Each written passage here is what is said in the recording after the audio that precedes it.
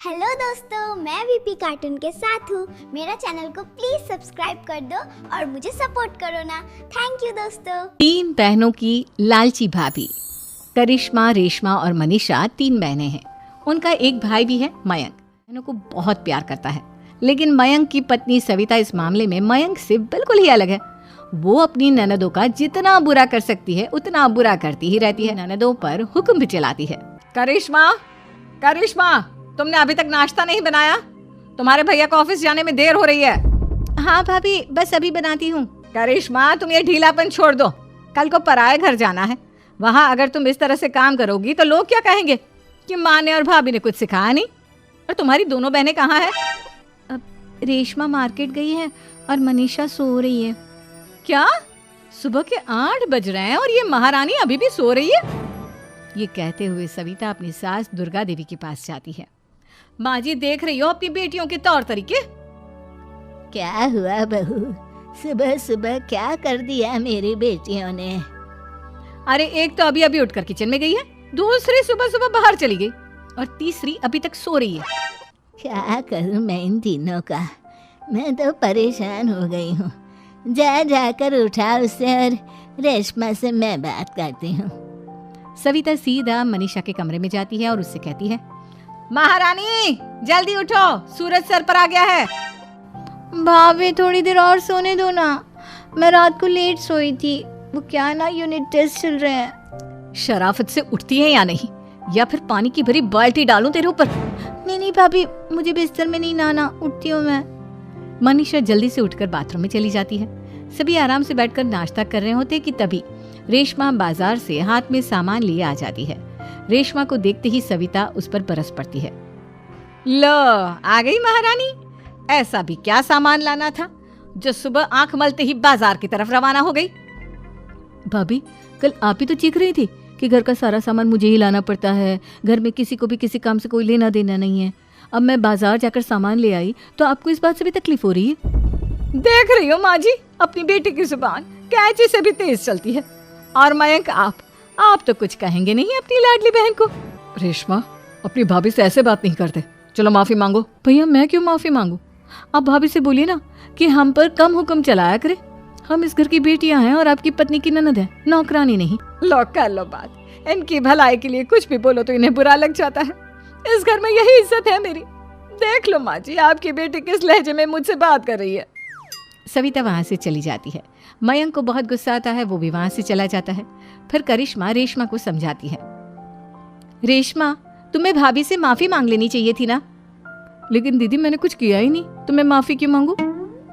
हाँ का रेशमा दीदी जैसे ही घर में आई, भाभी ही उन पर चिल्ला रही थी। हाँ, मैं मानती हूँ कि गलती भाभी की थी। मैं तो इसलिए बोल रही हूँ कि भाभी ने माँ को तो पूरी तरह अपने वश में कर लिया है। वो हमारी बात सुनती ही नहीं।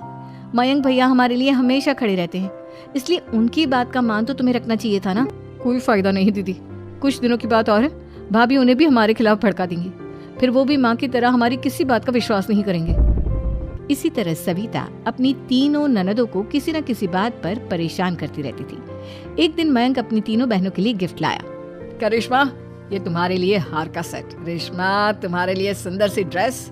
और मनीषा, तुम्हें किताबें पसंद है ना, तुम्हारे लिए किताबें लाया हूँ। थैंक यू भैया। थैंक यू भैया। थैंक यू भैया। करिश्मा, तुम्हारा नेकलेस कितना सुंदर है। ये भैया कहाँ से ले आए होंगे? मैंने भैया को 3 दिन पहले फोन पर ये डिजाइन दिखाया था और आज भैया ये ले आए। सविता तो अपनी ननदों के गिफ्ट्स देखकर जल गई और करिश्मा का नेकलेस तो उसे भी बहुत पसंद आया था। अपनी बहनों के लिए कितना अच्छा नेकलेस लेकर आए हैं। मुझे कभी कोई गिफ्ट नहीं दिया। मैं आज ही ये हार चुरा लूंगी। रात में सविता करिश्मा का हार चुरा लेती है और इसी तरह उसे अपनी ननदों की जो भी चीज अच्छी लगती वो उसे मांगती नहीं, बल्कि रात के अंधेरे में चुरा लेती। इसी तरह दिन बीतते गए और सविता ने मयंक के दिल में भी उसकी बहनों के लिए नफरत पैदा कर दी। एक दिन मयंक ने करिश्मा और रेशमा के लिए रिश्ता देखा और ये बात उसने घर में सबको बताई। माँ, करिश्मा और रेशमा के लिए बहुत अच्छा रिश्ता आया है। वो लोग कल इन्हें देखने आ रहे हैं। आप और सविता मिलकर सारी तैयारी कर लेना। ये सुनकर करिश्मा और रेशमा खुश हो जाती हैं, लेकिन सविता सोचती है, अगर इन दोनों बहनों की शादी हो गई तो घर और बाहर का काम कौन करेगा? मनीषा तो 1 नंबर की कामचोर है, उससे तो किसी बात की उम्मीद लगाना ही बेकार है। मुझे इस शादी को रोकना होगा। अगले दिन सभी लड़के वालों के स्वागत की तैयारी करने में लगे होते हैं। तभी मयंक अपनी बहनों से आकर कहता है, तैयार हो गई तुम दोनों? देखो दोनों लड़के बहुत अच्छे हैं, मैं कोई कसर नहीं छोड़ना चाहता, इसलिए तुम उनके सामने अच्छे से बिहेव करना और अपनी भाभी से लड़ने मत लग जाना।